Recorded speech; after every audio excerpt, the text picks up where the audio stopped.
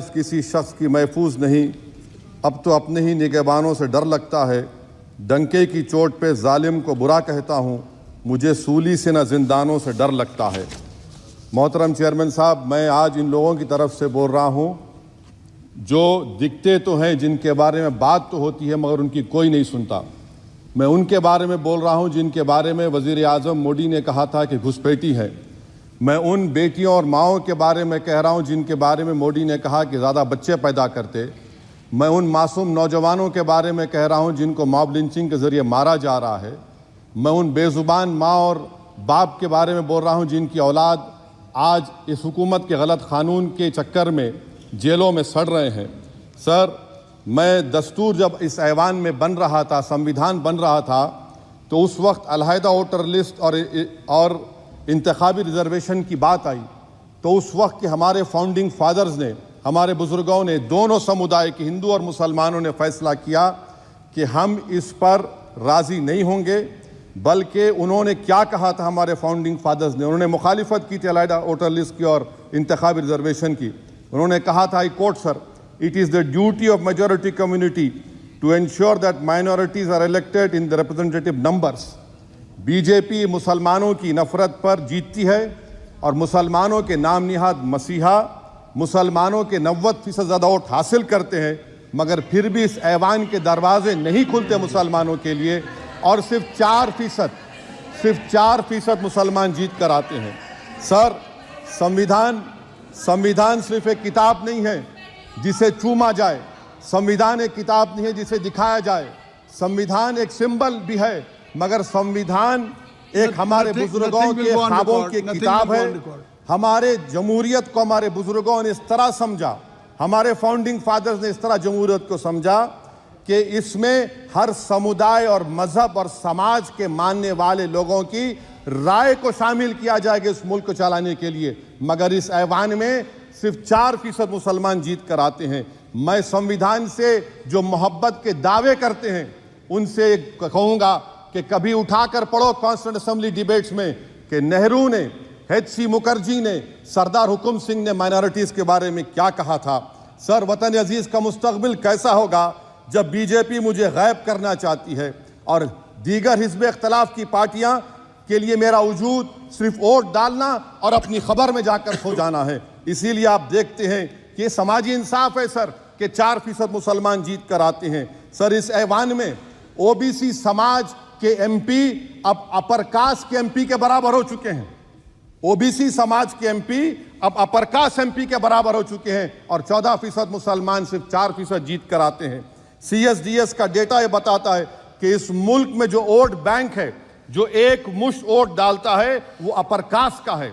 मुसलमान का कभी ना वोट बैंक था ना कभी रहेगा। सर, 4 जून के बाद 6 मुसलमानों की मॉब लिंचिंग हुई, 11 घरों को मध्य प्रदेश में मोदी के बुलडोजर ने निस्तो नाबूद कर दिया। हिमाचल प्रदेश में एक मुसलमान की एक दुकान को लूट लिया गया और हिज़्ब इख्तिलाफ की पार्टियों की तरफ से सन्नाटा है। शायद अब वक्त आ चुका है कि लफ्ज़ मुसलमान का नाम लेना भी अब उस पर पाबंदी आयद कर दी जाएगी। सर, मैं ये बात बताना चाह रहा हूँ कि नरेंद्र मोदी को जो मैंडेट मिला है। एक मिनट,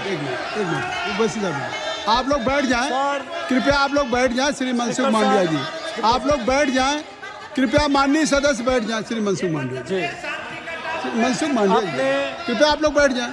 अपने प्रारंभिक कृपया आप लोग बैठ जाएं। माननीय आप लोग बैठ जाएं। माननीय सदस्य ने सदस्य ने अपने प्रारंभिक भाषण में जो शब्द प्रयोग करा है उसको ऑथेंटिकेट करा जाए। और अभी उन्होंने उल्लेख करा कि मोदी के बुलडोजर ने वहाँ मॉब लिंचिंग करा है, उसको भी ऑथेंटिकेट करा जाए। निश्चित तौर से इसको ठीक है। उवैसी साहब, जब भी कोई बात नहीं सर, आप चेयर पर बैठे हैं जी, इसलिए आप मंत्री जी को पेट में दर्द हुआ, माशाल्लाह, शुक्रिया उनका। नहीं, तो सर मैं ये बोल रहा था, जवाबदेही है अरे ये नहीं, मंत्री इससे बुरी बात क्या है? पेट में दर्द हो सकता है, वो दर्द, ये सब ठीक। अच्छा, दर्द हुआ, चलिए, दर्द हुआ, दिल का दर्द हुआ।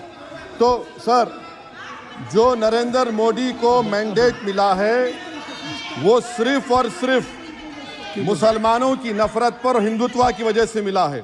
आई would like to say it is not Modi's in doc, but every single person voted him despite his anti-Muslim voice.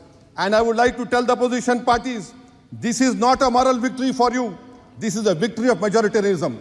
Everyone should contemplate and do introspection.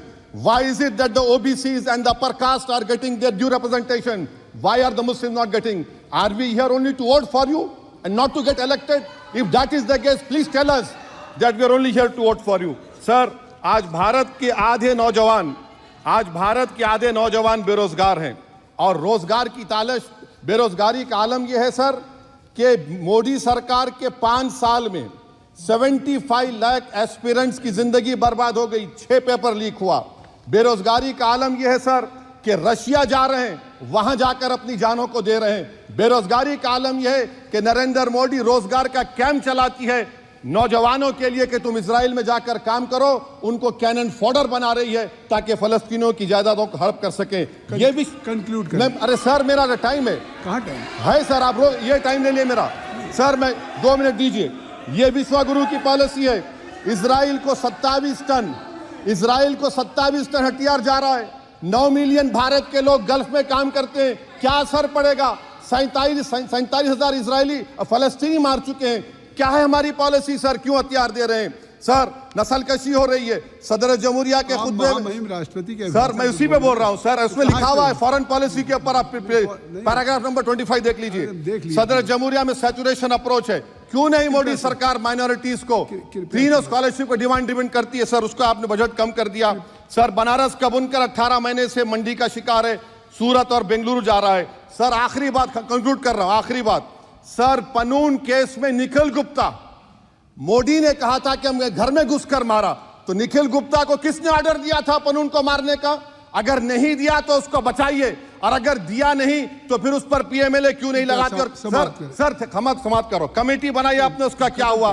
Sir हम एससीओ को नहीं जा रहे सर। मैं आपको बता रहा हूं कि मैं अपनी इस तकरीर को टीपू सुल्तान की नजर, सुनिए सर, अब हो गया, खत्म कर रहा हूं सर। मैं अपनी तकरीर को टीपू सुल्तान की नजर कर रहा हूं। ये टीपू सुल्तान की फोटो है, क्या आप इससे भी नफरत करेंगे सर? ये संविधान में टीपू सुल्तान की फोटो है जिस पर वल्लभ भाई पटेल ने साइन किया, श्यामा प्रसाद मुखर्जी ने साइन किया। ये आपकी नफरत है सर। आखिर में मैं अपनी बात को खत्म कर रहा हूं इस शेर पर कि क्या दिन दिखा रही है सियासत की धूप छांव। जो कल सपूत थे वो कपूतों में आ गए, थे इस कदर अजीम के पैरों में ताज थे, इतने हुए जलील के जूतों में आ गए। बहुत बहुत शुक्रिया सर। श्री गौरव गोगोई जी।